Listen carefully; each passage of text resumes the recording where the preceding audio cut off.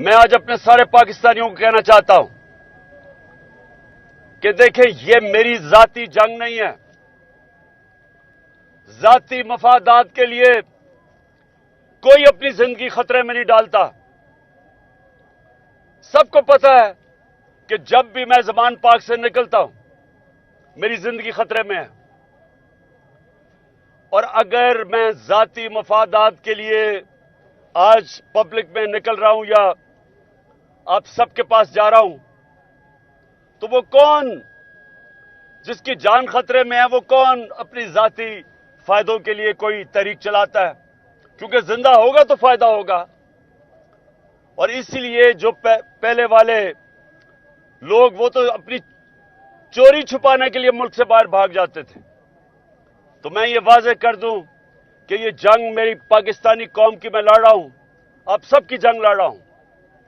اس میں چاہے ہمارے مزدور ہوں, چاہے ہمارے ریڑھی والے ہوں, چاہے ہمارے کسان ہوں, یہ ہم سب کی جنگ ہے.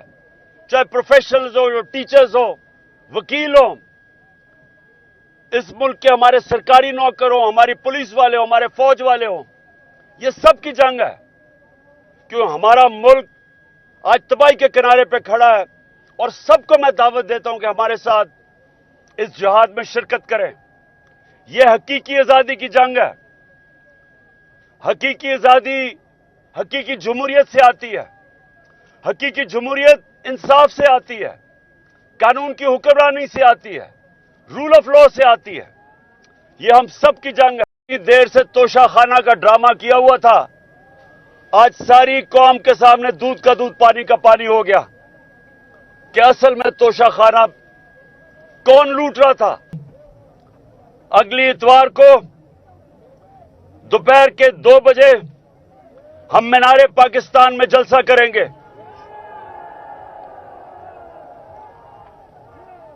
اور میں یہ چاہتا ہوں, میں سارے لاہوریوں کو کہہ رہا ہوں, یہ جلسہ ہمارا دن کے وقت ہوگا.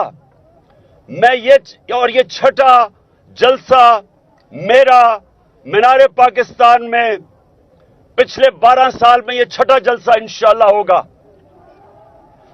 اور میں اس لیے دن کے وقت چاہتا ہوں کہ میں ساری قوم کو دکھانا چاہتا ہوں کہ آج قوم کیسے میرے جہاد, حقیقی آزادی کی جہاد کے ساتھ کھڑے ہیں اور میرے لاہور کے لوگ کیسے میرے ساتھ کھڑے ہیں. اندھیرے میں نظر نہیں آئے گا.